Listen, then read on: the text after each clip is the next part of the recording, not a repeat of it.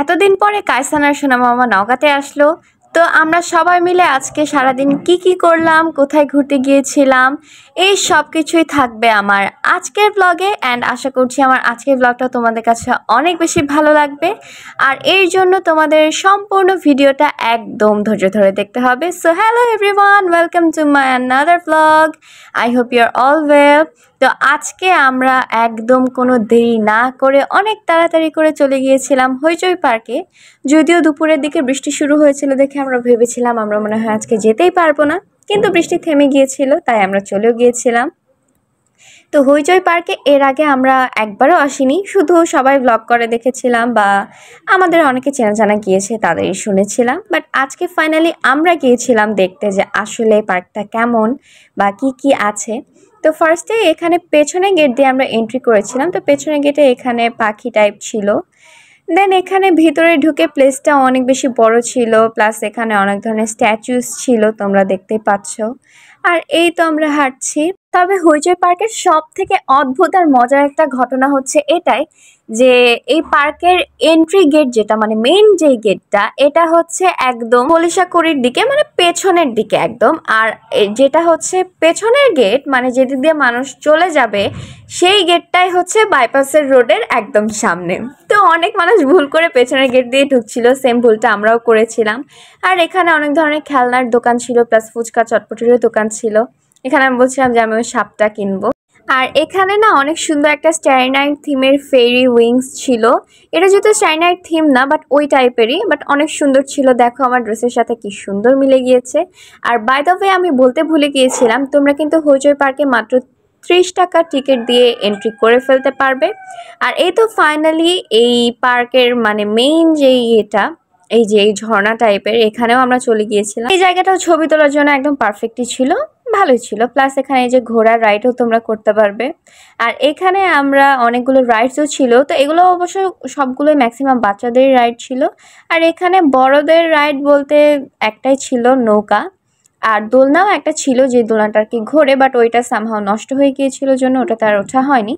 তো আমরা এখানে নৌকায় ওঠার জন্য টিকিট করছিলাম।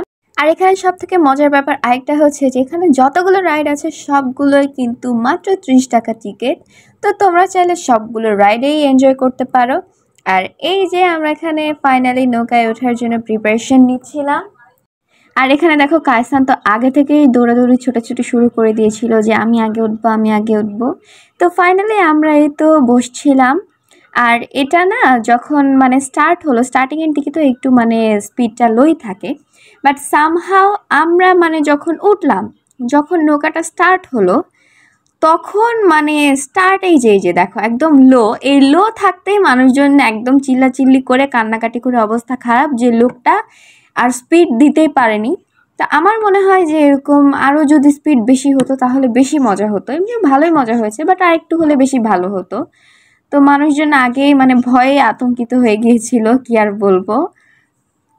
তো তারপর নৌকা থেকে নামার পরে আমরা এখানে এপাশে একটা ক্যান্টিন টাইপ ছিল, সো এইখানেও আমরা চলে গিয়েছিলাম কিছু একটু হালকা পাতলা খাওয়ার জন্য।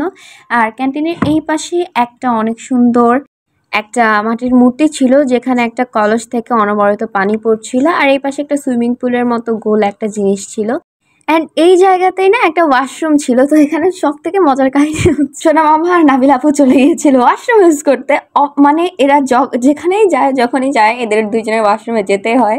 তো সোনা মামা ওয়াশরুম থেকে এসে আমাদেরকে রিভিউ দিল যে ওয়াশরুমটা খুবই জঘন্য।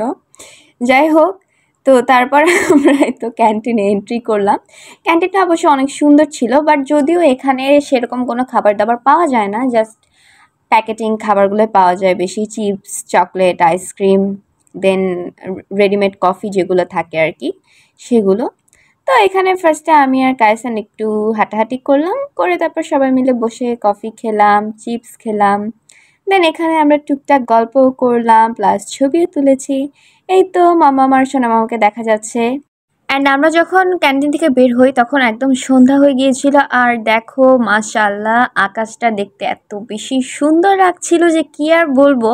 এগুলো মানে এত সুন্দর, এত পিঙ্কিশ একটা ভাইব ছিল, জাস্ট অসাম ছিল।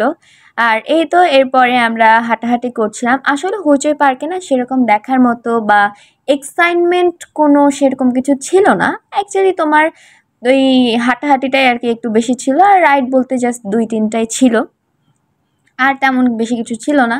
কারণ এখনও যেহেতু এই পার্কটার কাজ পুরোপুরি শেষ হয়নি, সো আই হোপ যখন শেষ হবে পুরোপুরি কাজ তখন আরও বেশি সুন্দর হবে। বাট যেরকম হাইপ উঠেছিল হইচই পার্ক নিয়ে, এতটা হাইপ ওঠার মতো প্লেস সো আমার কাছে মনে হয়নি। তো যাই হোক, এখানে আমরা কিছুক্ষণ হাঁটলাম।